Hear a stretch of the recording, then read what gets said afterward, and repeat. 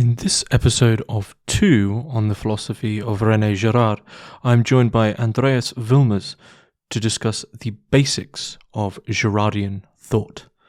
I'd like to say a big thank you to my paying patrons and subscribers for making all of this work possible. And if you would like to support the podcast going into 2025 and keep it running, please find links for the Patreon in the description below. Otherwise, please enjoy. So, Andreas Wilmes, thanks very much for joining me on Hermitix podcast. Thanks for having me, James. We are going to be discussing the work of René Girard. This is going to likely be the first part of 2, acting as more of a foundation about regarding Girard's philosophy, anthropology, myth, arguably theology, a lot of other things. We'll get into why we'll get into why philosophy might be a tricky subject there. But this is because of the recent release of the Volume 1, René Girard and the Western Philosophical Tradition, Volume 1, Philosophy, Violence and Mimesis, published by Michigan State University Press this year, which was co-edited by yourself and George Dunn. And I should also say that you are also the chief editor of the Philosophical Journal of Conflict and Violence, which there will be a link for those interested, often issues, I believe, specifically related to specific thinkers, many of whom I would have tackled on this podcast before.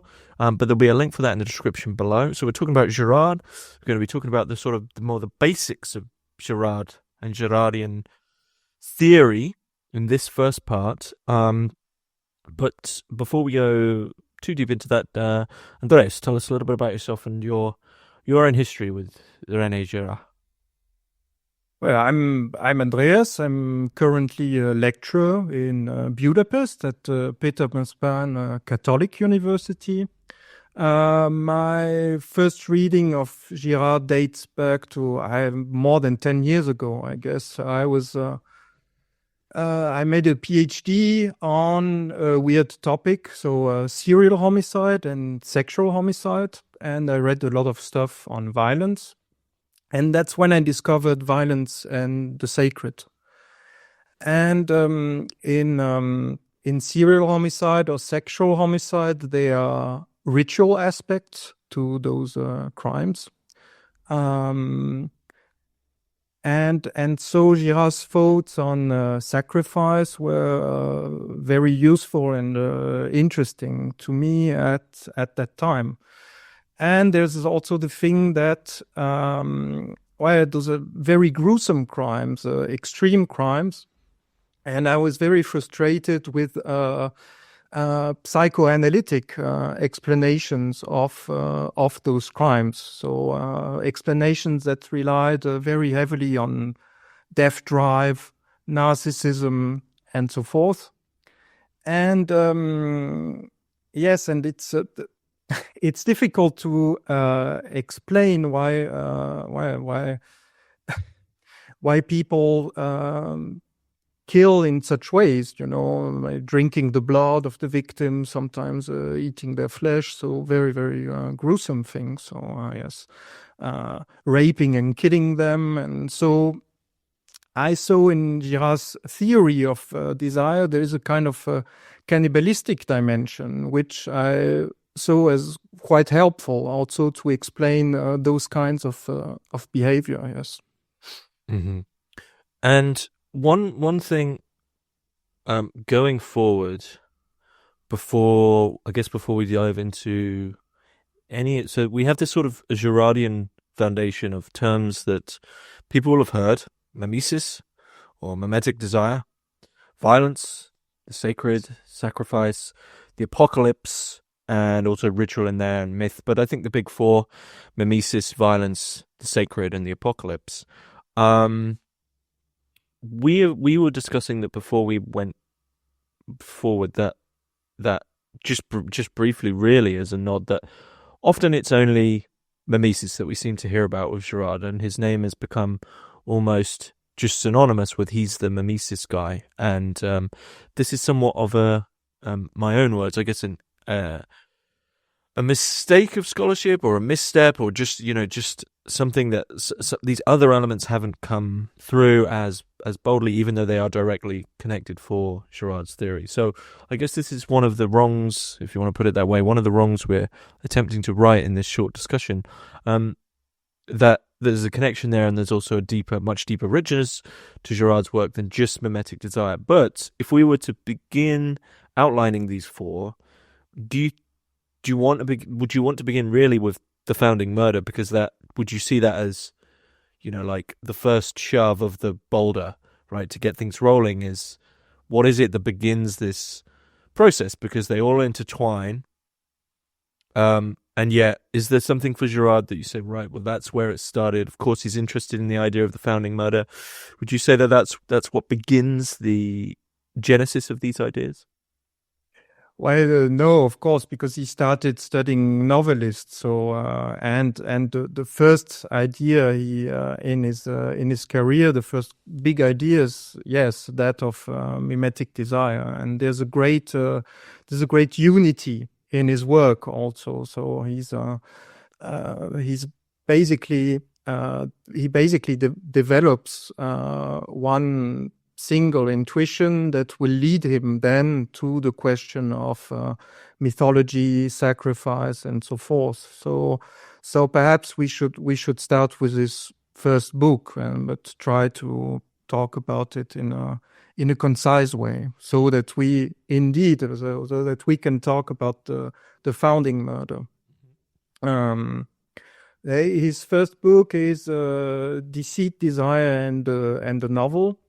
In French, the title is Mensonge romantique, Vérité romanesque. So the French title refers to the truth of the novel and the lie of romanticism. Great novels, according to René Girard, reveal the truth about desire, namely that desire is not spontaneous, but that we borrow our desires from others. And while romanticism, on the contrary, claims that, desire is spontaneous, it belongs to us, and so forth. Now, to be more specific, imitation, so mimetic desire, imitation in Girard is in great parts unconscious, so it's pre-verbal, it's pre-reflexive, and so it doesn't connect directly a subject to an object, but it will rather connect a subject, model, and object. But of course, if we just say that, it will sound very reductive, because we cannot just draw triangles in the air, right? So every aspect of the triangle matters, right? So is the object that is desired shareable or not, for example? This is something that will matter. How close the subject and the model are. This is also something that will matter. So both from a physical perspective, so the distance in time and space from the subject and the model, but also the cognitive distance. So how close they are intellectually. So do they share the same concerns or not, right? And what I'm sorry, it would sound a bit complicated, but Deceit, Desire, and the Novel is a complicated book. So what further complicates the whole thing, of course, the novel and romanticism, those are not kind of aesthetic categories. So Girard doesn't want to tell us what novels should be like. There's a footnote in the English edition where he says, it's the novel, what is novelistic, is really about the revelation of the truth of desire. So yes, and this revelation of the truth is in a dialectic relation with the lie of romanticism, which means that desire evolves also, right? So this is, we just have to picture the relation between the liar and the truth seeker, right? The liar will, if the liar doesn't want his lie to be revealed, unveiled, he will have to adjust to the efforts of the truth seeker and to better conceal what he has to hide. And in a more unconscious way, but in a similar way, so desire will also evolve in that way, and in Girard's work, which means that we always have in deceit, desire, and the novel different kind of dialectics. So there will be one of the very first dialectics, for example, is that of Stendhal. So in his early writing, so Stendhal will oppose passion to vanity. So, which means triangular desire concerns only the other people, not me who desires intensely, right? And this is a first very simplistic dialectic, because do we really desire more intensely? Probably not. We are just than the others. No, we are just very close. Well, we experience our desires directly, so that's why we have the impression that we desire more intensely than others, right? But then we will have much more complicated dialectics. So, like at a later stage in the book, he talks about the dialectic of indifference, for example. So, where people already know that they do not desire spontaneously, but others might desire spontaneously. Others might have that key to authentic desire. And so here, everybody will try to conceal that they have modeled. So it's actually something that we still see today in seduction, for example, in some kind of romantic relation. So to attract a person, I have to act as indifferent, right? And I have to pretend that I am self-sufficient and that I have nothing to do with that. Yeah, and one thing I should add, of course, there's also that dimension in deceit, desire, and the novel. Why do we desire? Because we have a lack of being. So this is also something Girard insists on. And what are we looking for? We are looking for some kind of self-sufficiency outside of us. A lack of being? A lack of being, yes. What does he mean by that? He means by that we are not completely self-sufficient, and that we're looking for that experience to fully exist, and we don't have it in the first place. And so, yes, there are two other concepts in the book, that of vertical transcendence. So that would be the true transcendence. So there's already a Christian dimension, right, in that first book. And this would be the desire for God, right? So this would give us that fullness of being that we need. But there's deviated transcendency, and this is to look for infinite things in finite things in right. So for this is basically to look for God in earthly things, right? So yes, yeah. So how does that transform into violence? This is your area, this is your specialty. How does this triangular desire, and I guess also this mistake, which is outlined in Deceit, Desire in the novel, of thinking one is one of the romantics, one is one of the spontaneous away from the triangular desire. Is it such that it becomes violent because if if it is that which you desire is that which you believe will fulfill your lack of being, is that why we move so hastily and violently towards it? Well, there's a connection for sure, but I would like to mention something first. Mensonge romantique and vérité romanesque. This was the title chosen by Grasset, so the publishing house. So René Girard wanted to give the book another title, and this was l'incarnation romanesque. So incarnation in the novel, something like that. I could translate it. And this is because he planned to do 2 volumes actually on novelists, but well, the second volume never happened.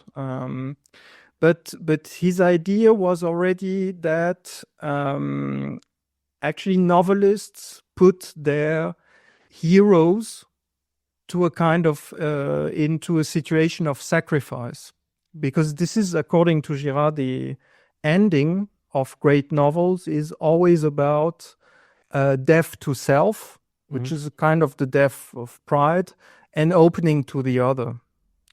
And so in the second volume, he had that idea of explaining that more specifically, right? Why do the heroes go through either real or symbolic death, and why does that conversion? So how does that conversion happen? Yeah.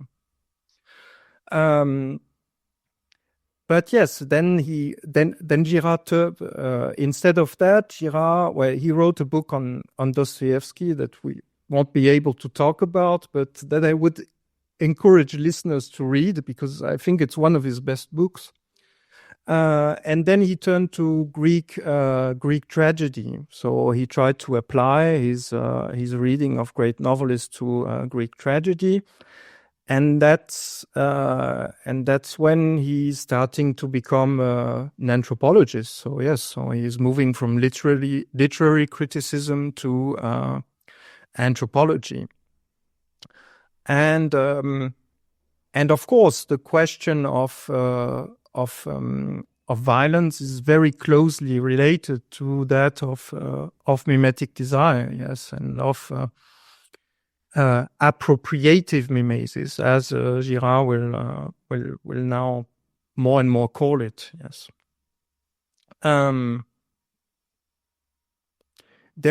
He speaks about violence, and he doesn't speak about aggression. I think it's important to note that, right? Aggression is more the scientific category that we would use to study animal behavior. Mm-hmm.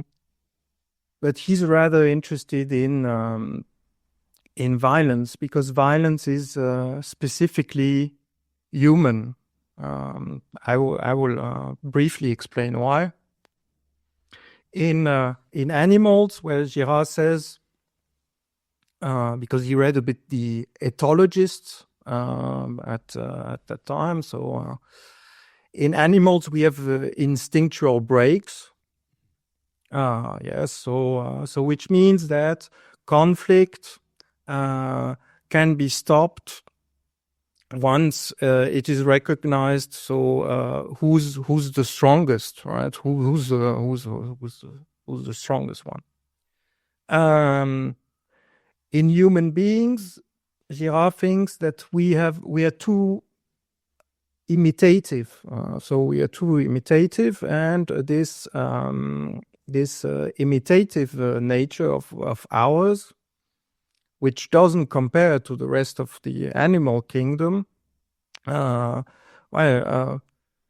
makes us more liable to violence, to violent behavior. And so the animal hierarchies and the inhibition mechanisms do not work for human beings.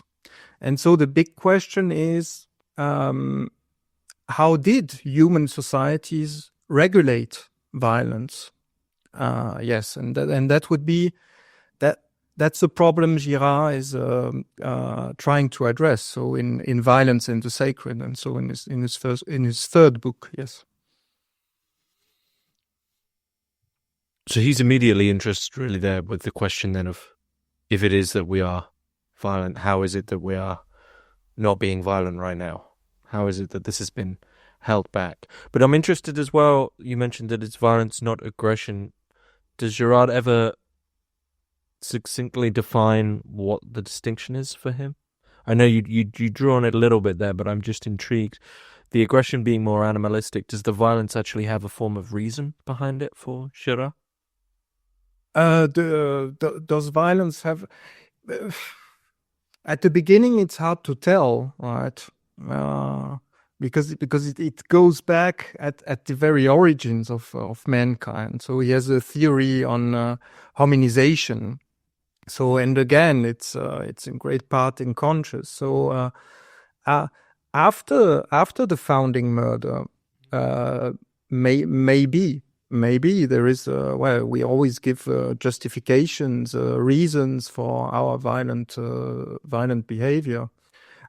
I would also say, so probably he also chooses the term violence because he's not that much interested, at least at the beginning. So at the beginning, on who starts the conflict, So this is not his concern. So in aggression, we can really say, so this one started, or etc. So what he's starting with the situation of crisis. So it's basically human groups who do not manage at first to regulate their violence, and how come that from such a problematic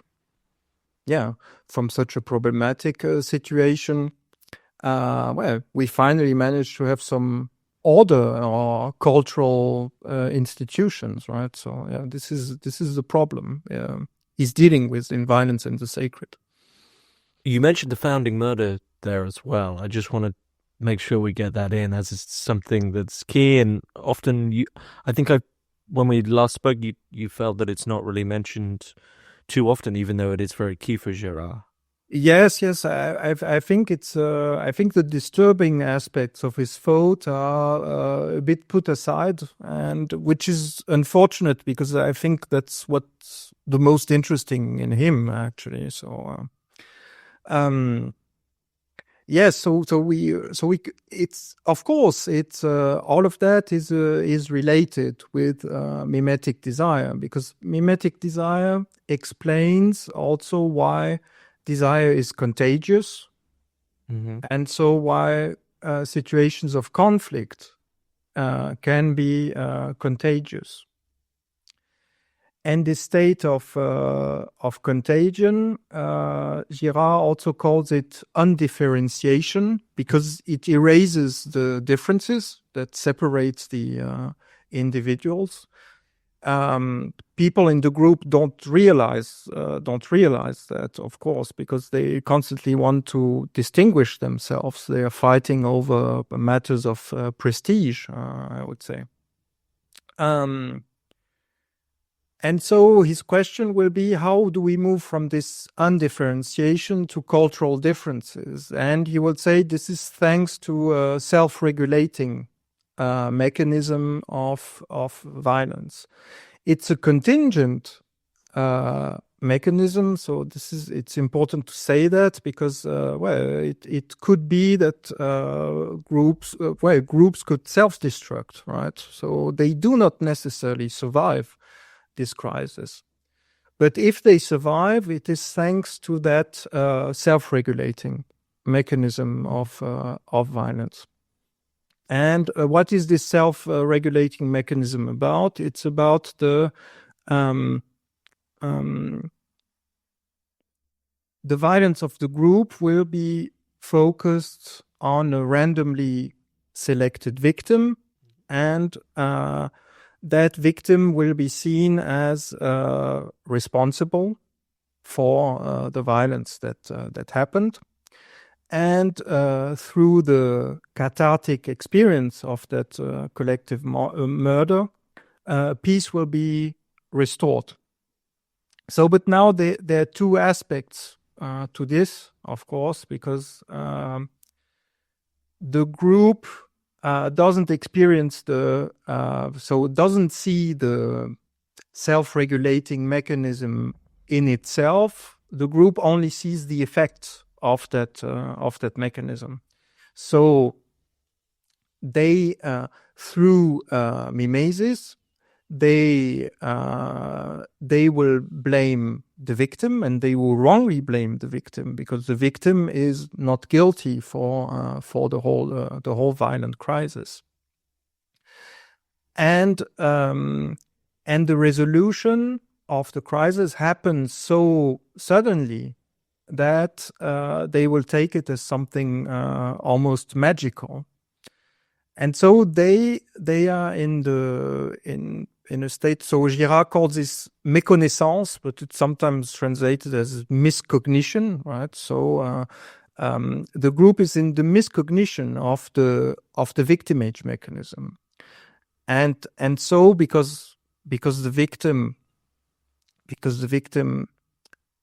of those ambivalent qualities of the victim, and because of that almost magical resolution that they see of the crisis, the victim will become divinized. So yes, out of the victim emerges the gods, right? Yeah. Emerges the gods? Well, the victim is turned into a god. Yes. Well, the victim is the first god. Yes. Is in a literal sense? It's the sacred. Out of the victim emerges the sacred. Yeah, it's better to put it that way. Yes. Okay. The sacred being a realm, being a feeling, or something different? Well, the sacred is many things to Girard. So religion means the foundation of culture. So culture starts with religion. It starts with the self-regulating mechanism of violence.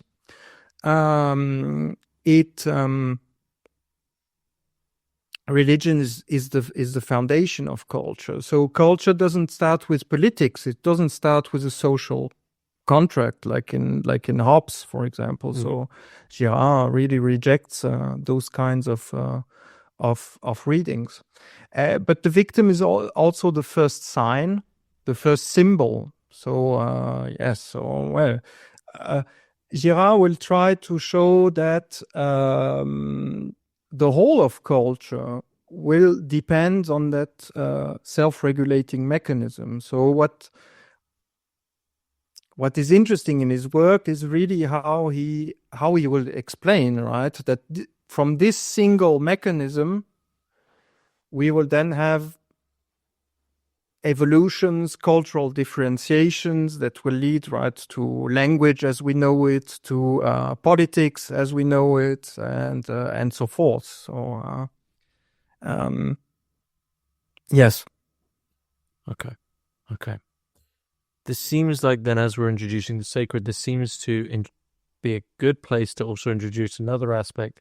It's strange, though, as we're talking through all these ideas, that I do just want to mention, actually, just when you read Girard, it doesn't read in the way that we're discussing it. The ideas aren't put forth in this way, right? He writes in a much different. Well, he doesn't write like a philosopher. Yes, well, say, right. It's also important to say that for him, he had a very deep engagement with structuralism and post-structuralism, and so what makes him interesting to read is also his whole way of explaining things, so of telling readers how he came to those conclusions, right? Because he has he's talking about many rituals, many myths and all of that, and he has that idea. He shares with his contemporaries that idea of the immanent reading of the text, and he really tries to show how by reading text immanently, we are forced to go to that conclusion of a self-regulating mechanism of violence. But for a podcast format, it's very difficult to talk about it, of course. But this is a very interesting aspect of his work, of course. Mm-hmm.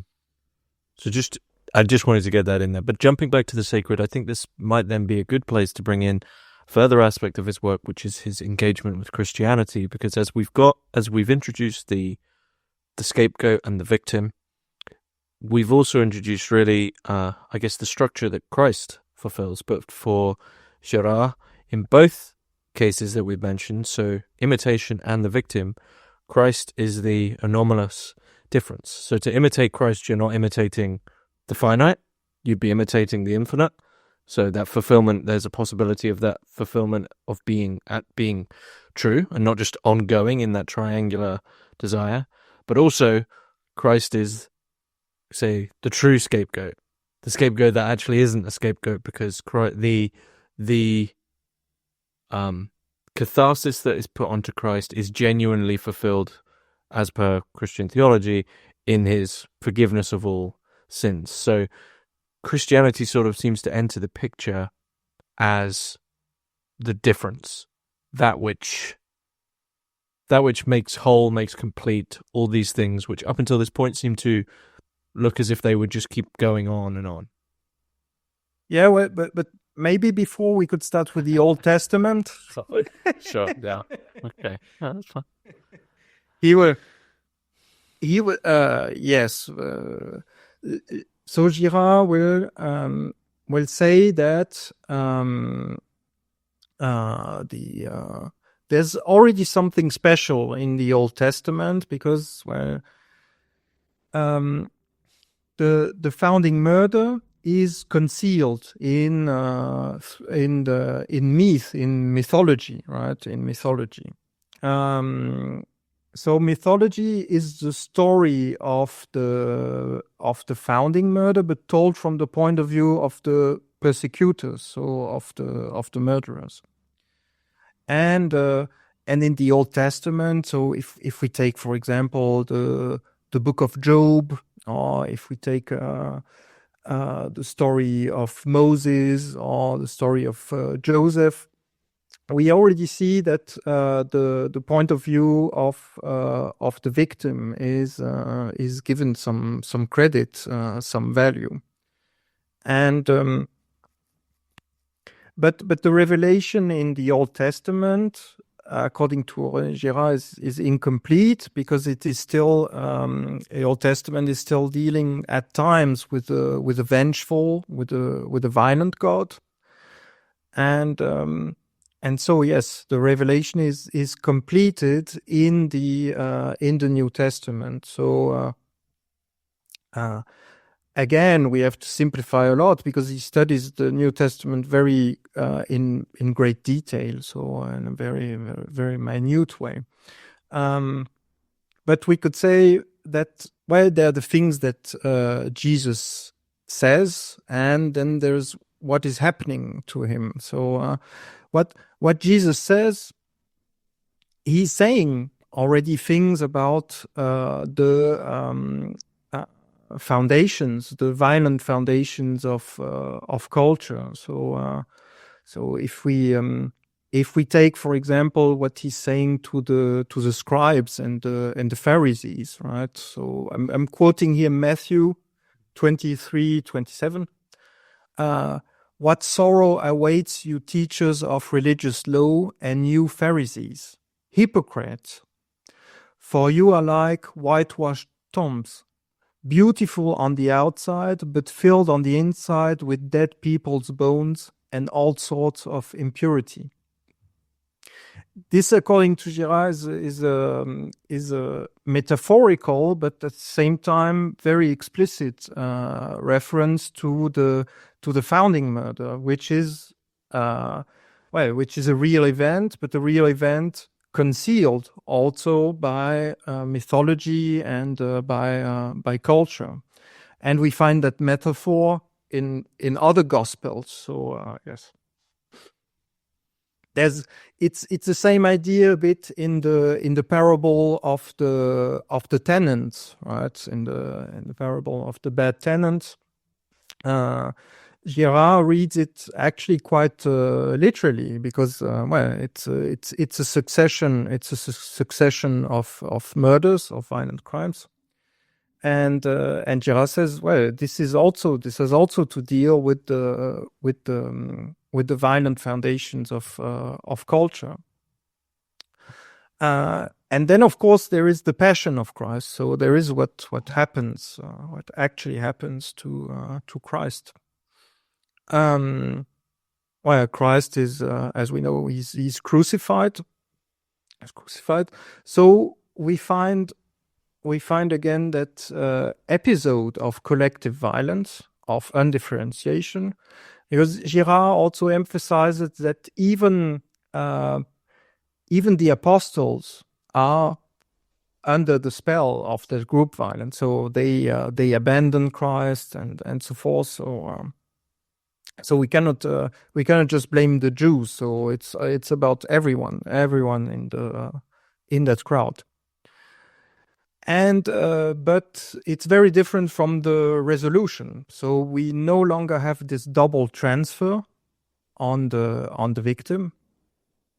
And why is that so? It's because Christ resurrects the third day, right? So the resurrection is very important to René Girard. So it is not the violence of the crowd that sacralizes Christ, and so Christ stands for a kind of another sacredness, that is so the sacredness of love. And so the sacredness of love reveals what was hidden since the foundation of the world. So that founding murder, which lies at the origin of our culture. What role does love play there? Well, the role that we need. It's a good question. The role, I guess the language we knew was the language of culture, and so it is a language. It is a sacrificial language. It is a language built on violence. So Girard tries indeed to explain how we move from the founding murder to language, to science, right, and to language.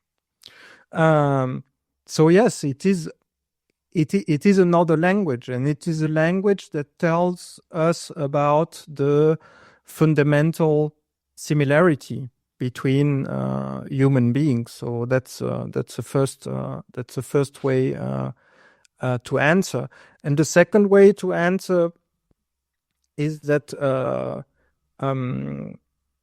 of course, to be able to do that, so Girard believes in the divine nature of Christ, right? It's not a humanistic or atheist reading of the Passion of Christ. So not at all. It's also he believes that this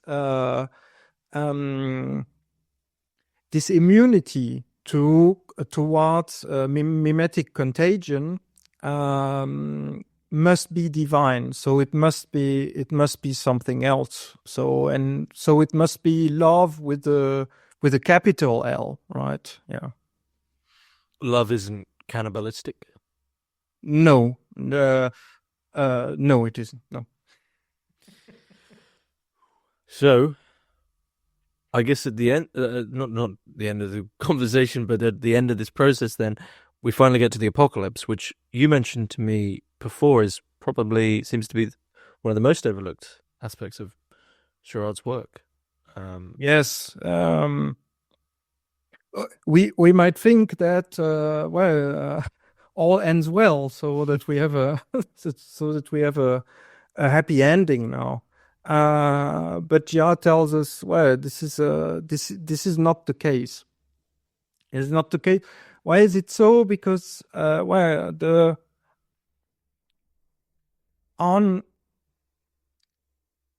founding murder will give birth to rituals, to prohibitions, and so forth. So there is it plays a structural role. It plays a structural role, and it offers mankind sacrificial safeguards. So it helps us to contain our violence through often violent means, but it helps us to contain our violence. But those sacrificial mechanisms, Girard tells us, they no longer work if we know how to spot them. And so the historical influence of Christianity will have exactly that impact. It deprives us of our sacrificial crutches or of our sacrificial safeguards, and we will be more and more we are more and more confronted to that issue of being fully responsible for our own violence.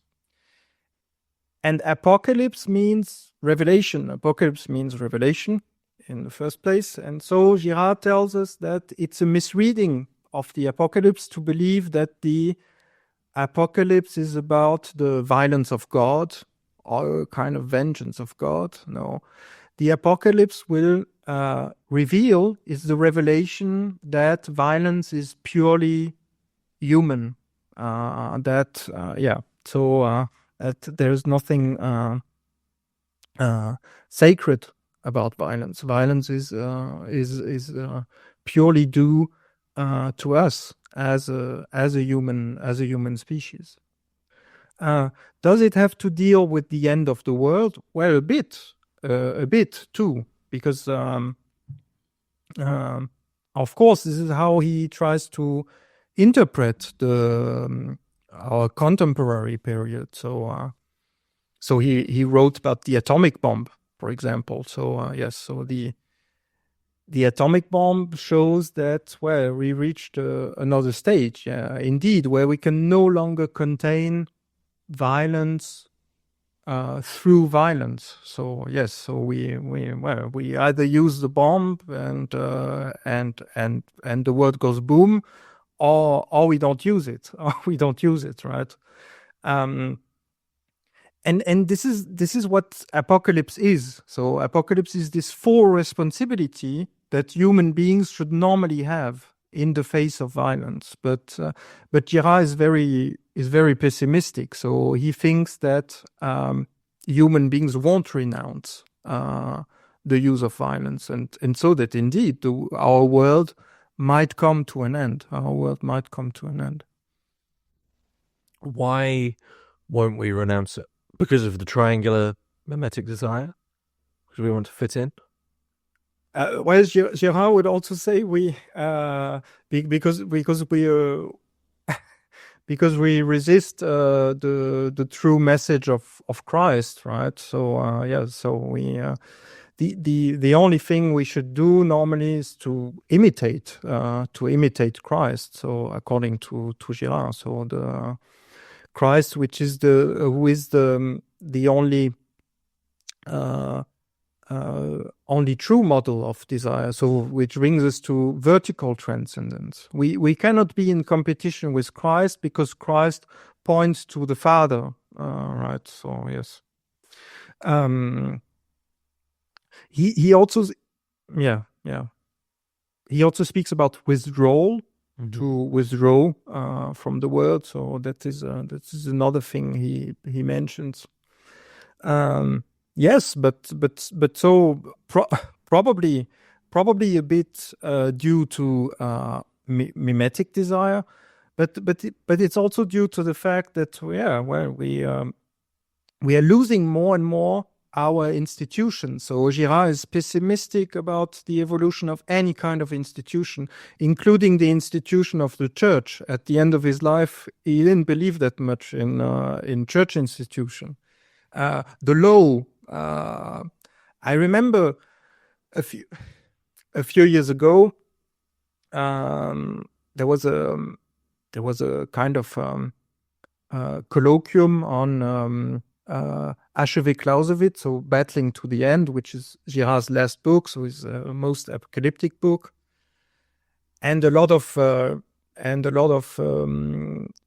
speakers at that conference actually criticized René Girard by saying, "Oh, well, but actually, international law is quite functional, and law in our countries functions quite well." And they all of them probably changed their mind today, right? Because we can see, internationally speaking, that law is more and more dysfunctional. We can see it in some Western countries too. So yes, so he has really this idea of the failure of all of our institutions, of most of our institutions.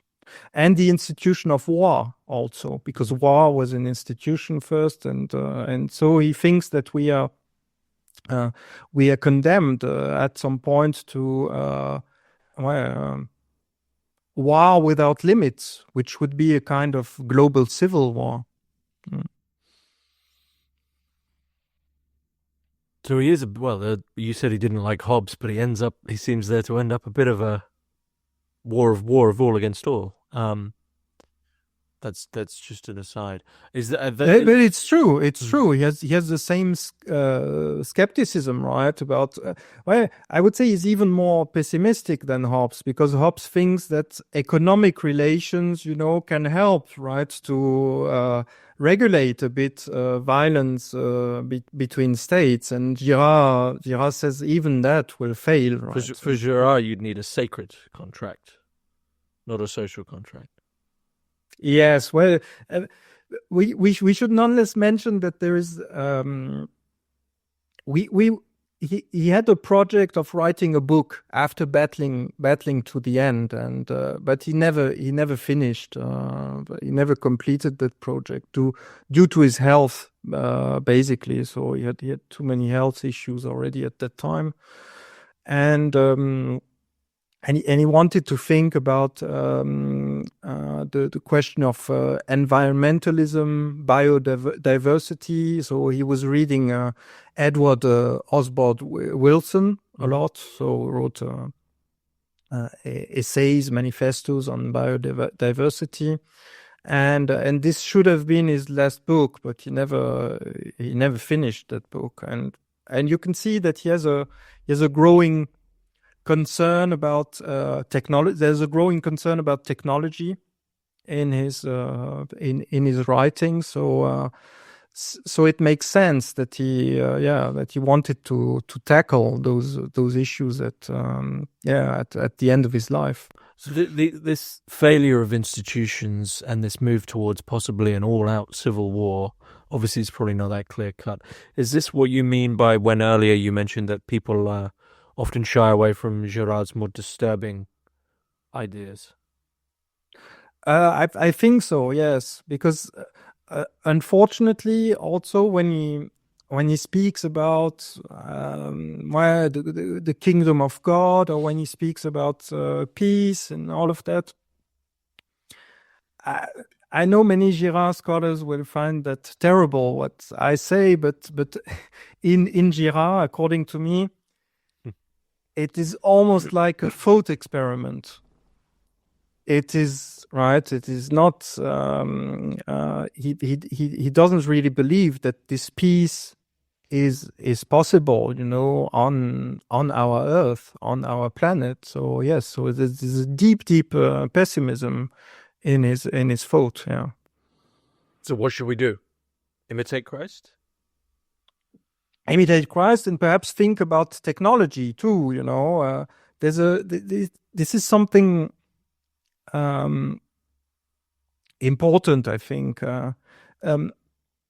There's an interview of René Girard in the Ellul Forum So it's a journal on Jacques Ellul. And Girard says, well, Ellul and we tried to do the same thing, but in different ways. So he felt very close to Ellul, and he felt very close to his critique of technology. So Girard said, technology is probably our new sacred, but which is a big question, right? Because he never truly explained why. So this is a question I would tackle, actually, if I had to apply. What do you think he meant by that? I think probably he meant that the one way to interpret it is like the atomic bomb changed everything. Right? It is by not, how do we survive? By not using the atomic bomb, right? So we enter into an age where violence is, where we're dealing with violence differently, right? So that should be, I think, the starting point, right? So I think it would even be useful, interesting to compare Girard to thinkers like Günther Anders, so who was also very concerned about the atomic bomb and also those topics of end of times and all of that. So I think it would be worth comparing them. Yes, I'm trying to work on that topic too, because I'm very interested on how our conceptions of violence change over time. So how come that the conception of violence we had in the last century is no longer the conception of violence we are having today, which is much broader, and I try to show a bit how this semantic extension of the concept of violence is related to technology. In the last article I wrote, but there's another important commonality, I think, between Ellul and Girard. This is from a theological perspective. I think they are in many regards very close, because in the interview, Girard also says that he endorses Ellul's idea of Christianity as an ethics of the non-use of power, and this is a very important idea in Ellul. So it's not that God is powerless, but it is that God refuses to use his power, and also out of love for humanity. That's also why none of Christ's miracles are like big displays of power, according to Ellul, right? When he's asked to come, well, if you're the Son of God, get down from your cross. So but Jesus is not coming down, right? Mm-hmm. So he's not displaying his power. So yes, this is also very, very important to René Girard, and it's very important also in both authors to acknowledge that, in order to understand their critique of Islam, for example, because it's really from this perspective that whether we agree with them or not, it's from that perspective that they criticize the Islam and the Quran, Mm-hmm. Mm-hmm.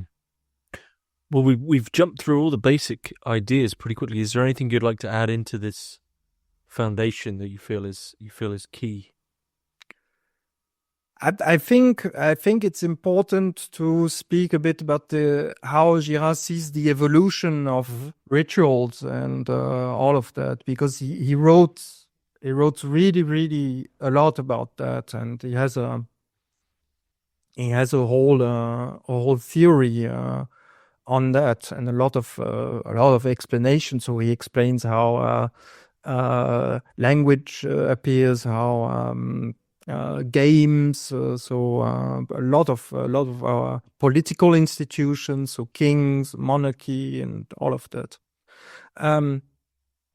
What he will insist on is how from this founding murder we are moving to more and more sophisticated cultural differentiations, and also how culture will rationalize what happened, right? What happened. So, because from the founding murder, we have two things will emerge. The first thing, we will have rituals, and we will have prohibitions. And the prohibitions will be about anti-mimetic behavior. So, right, we shouldn't covet objects that are too close, for example. But it also takes superstitious forms, right? So about twins, or about our reflection in a mirror, etc., etc. But on the other hand, we have rituals, we have sacrifice, and in sacrifice, people are asked to transgress those exactly what is prohibited, right? So it can be a real human sacrifice, or it can be a festival. It can be many things, right? And indeed, so human societies will notice more and more this gap, right, between the prohibitions and the rituals, and so they will try to cover this difference and to rationalize it. So either by lessening some prohibitions, or by changing a bit the rituals, etc., etc. So the more we move in time, the more it seems that all of our cultural differences do not come from the same source, from the same origin, right? Through all those rationalizations, right? And a lot of things, Girard says, will also be discovered by chance, like the taming of animals, for example. So this is an example he takes. So he says it's very unlikely that human beings tamed animals because of economic reasons, right? Because of utilitarian concerns. What probably happened is that the taming of animals finds its origin in the need to perform sacrifice, to perform ritual sacrifice, and so in north of Japan, for example, it happened that there were rituals with bears, and where we cannot tame bears, right? But in other regions of the globe, it happened that the animals prepared for sacrifice, that we could tame them, and so a lot of things like that, a lot of discoveries come out at first merely by chance, right? Randomly, like that. So I simplify a lot, but this is what is very fascinating to me, how he shows that all this cultural system, all those cultural differences, or that we can trace them back to one event, and to the consequences of that event. Yes. Do you think we could do that with his own work? Would you advise to read him chronologically in that sense, or is that chronology a conclusion that he comes to over time that's built up? Well, I was thinking about that, of a bit more seriously, about a book that I would advise. Girard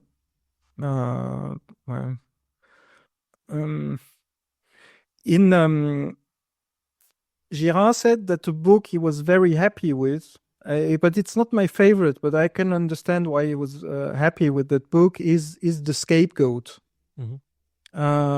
And it's true that it's a book that Yeah, that offers a good, rather good summary of his ideas. So you have his take on anthropology, on mimetic desire, also on Christianity. So this is perhaps the shortest read and the easiest read. It's also a book where he speaks about those things very in a very straightforward way.